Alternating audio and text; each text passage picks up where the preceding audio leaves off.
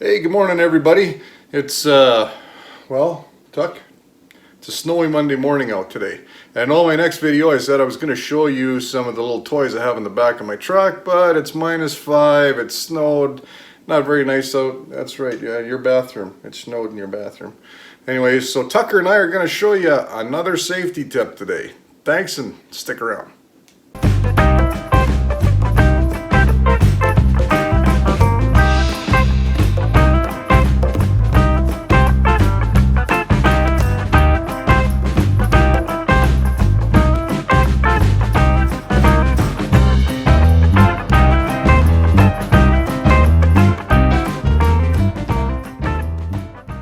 Alright everybody, well, welcome to our kitchen. Today, I know I said I was going to show you some things that are in the back of my truck, but of course being southern Alberta here again, it's snowed and it's -5 and I don't think that's a great day to do that video. So today we're going to just address a problem that we have in Canada and the United States right now.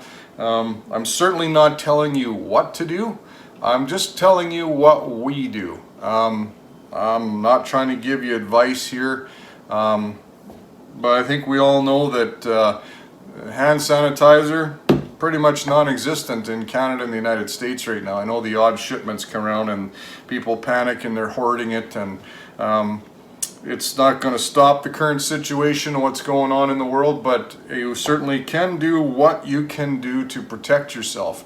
And washing your hands, I mean, that's solid advice. I mean, it doesn't matter what, if it's this horrible thing we got going on now that shall not be named, or if it's just the common cold. Wash your hands, don't touch your face, or wash your hands before you touch your face.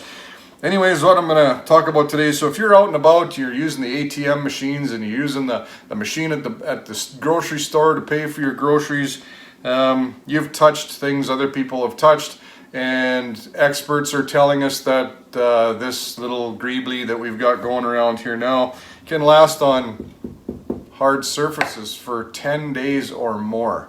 So that keypad in the store, the money you changed hands with, you know what? Bad business for contracting this.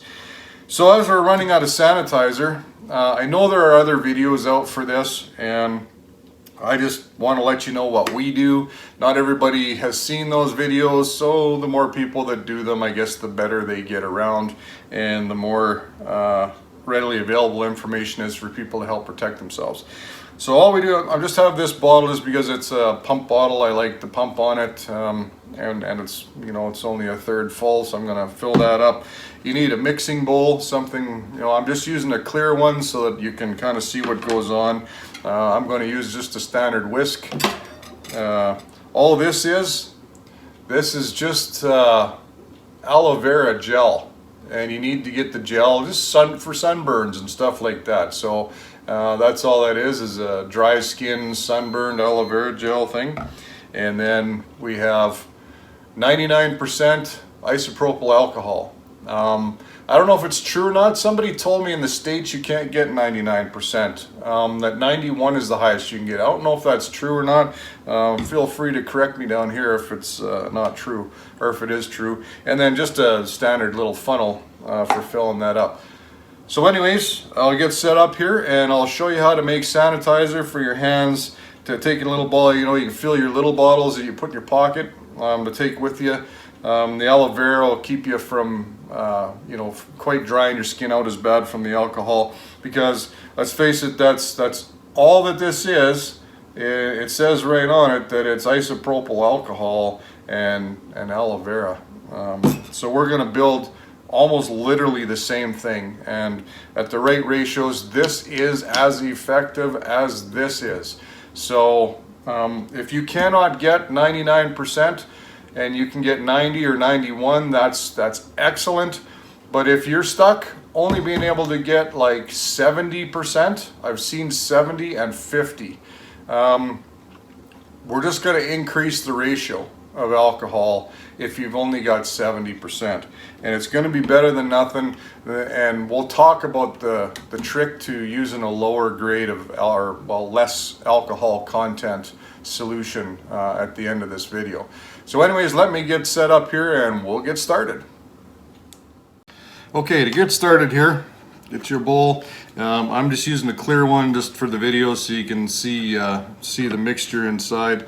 And the only other tool you need that I didn't have out is a 1/3 cup measuring cup. That's how we're going to assemble this. So I won't do it in milliliters or anything weird because everyone says, what are you talking about when you're not from Canada? So I'm going to start with the aloe vera, and I'm just going to take the lid right off here. And we're going to start by getting out 1/3 of this goo, 1/3 of a cup, and I'll probably make a mess just because I'm making a video. See, look at that. So anyways, it's nice on your skin, just aloe vera gel. So you can get a little more in there. Now if I was not in a hurry, I would do a nicer job. So anyways, 1/3 of a cup of aloe vera gel is where you start. So now we're just going to add this aloe vera gel. I just use a little teaspoon here. Get that out. Doesn't matter if you don't get it cleaned right out because the alcohol is going to wash it out anyway. Okay, so 1/3 of a cup of aloe vera gel. Okay, now we get that out of the way. Now we get your isopropyl out. Rubbing alcohol, same thing. And you're going to add 2/3 of a cup. And get them right to the top. There's one. And there's two. So 3/3 of a cup. Let's go back to school. We're making 1 cup. So if you want to do the math and make a bigger batch, you can go right ahead. So anyways, now here we've got 2/3 of a cup of the alcohol and 1/3 of the cup of the aloe vera gel. So I'm just gonna speed up here so you don't have to watch this long, tedious process of mixing. By long and tedious, I mean like probably a minute or 2 minutes.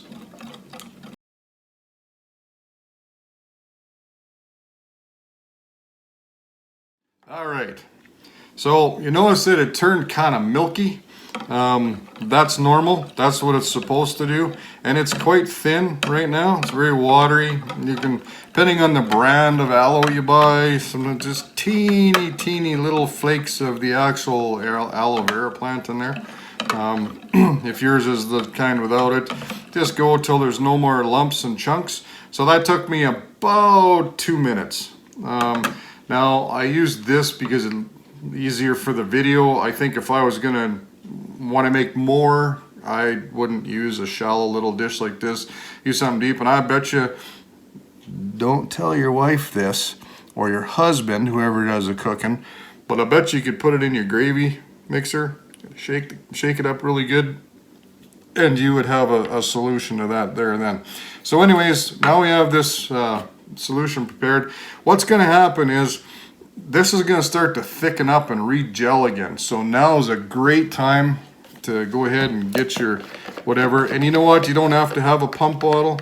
If you even have just jars, put it in. Make sure you put the lid on. If you don't put the lid on, what's going to happen? It's going to evaporate the alcohol. So anyways, I will just take this now and pour it in. It's already starting to thicken up. Look at that. Just the right amount. Just a little wee bit left in there. Not hardly a skiff. And we've got a new bottle ready to go of hand sanitizer. So now I'm not worried about it in the house. So, I mean, you can see the transition in here because it's not mixed with the new stuff, the old stuff yet. Really mix that, sure, look at that, mix that up. Voila, all mixed because it's the same thing. It's aloe vera and it's the alcohol. So anyways, now what I'll do is I'll take my little pocket one and I'll refill it out of this. Yeah, you can see it's getting thick already. It just takes a little bit afterwards to get thick. So I will put the recipe on a piece of paper as a shot at the end. So anyways, just to recap, not here to tell you what to do or how to take care of yourself or what you should do about what's going on, whether you choose to worry about it or not. That's entirely your prerogative. I'm just showing you how you can help keep you and your loved ones safe at a time when there's a product out there you can't get. And masks are pretty much gone off the shelves. You can't get those. But up to you how you want to treat this this little bug that's going around. So anyways, there's how to make quick and easy, live except for the 2 minutes, of how to make aloe vera gel based hand sanitizer. And again, you know, there's people out there that like good smelly things. Hey, if you want to add in a couple drops of essential oil into this, that does not affect the efficiency whatsoever. So just go ahead and drop in, you know, if whatever your favorite scent is, your favorite essential oils, put a drop in there, just a drop. Mix that up really good. You can make a couple batches and mix it all together in one if it gets too strong. But I know the ladies and some guys, you know, maybe you prefer to have a nice smell to it rather than, you know, this smells like alcohol. It's what hand sanitizer is, and that's why it smells like that. So anyways, it's quick and easy. Nothing to it. Alright, so in a nutshell, that's how to make your own hand sanitizer. I certainly didn't invent it. I didn't create it myself. I gathered, my wife works in a pharmacy, so you know, she shared that information with me. You've met her, my wife Lisa. So anyways, not by any stretch, like I said, trying to tell you what to do. Just telling you what we do.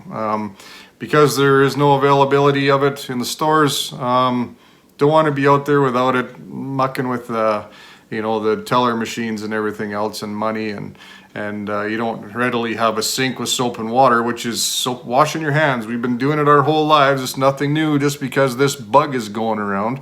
But if you can't get to a sink right away, you're in the store and you got to get home, do it before you grab the steering wheel of your car. As soon as you get in, maybe a good idea. Remember this cell phone that you're using, everything else. Keep them clean and keep your hands clean. Try to keep your hands off your face if you haven't got to your sanitizer yet. Cold and flu season 101. Nothing new here, people. I just wanted to put something out that would maybe help you get a little peace of mind, because let's face it, our state of mind is very, very powerful. And if you are in fear because of what you're seeing on the media and what other people are saying and other YouTube channels are saying, I'm not saying they're right or wrong, I'm not an expert. I just choose to use things like hand sanitizer when I'm in public, just for my peace of mind. That's just how I choose to live. And so anyways, I can't wait until winter's over so I can quit making videos like this. And get into the good stuff. Can't wait. I went to the camper. I think I remember showed you in the last video, or a couple of videos ago. It might have even been the first video. Great memory, just not so good.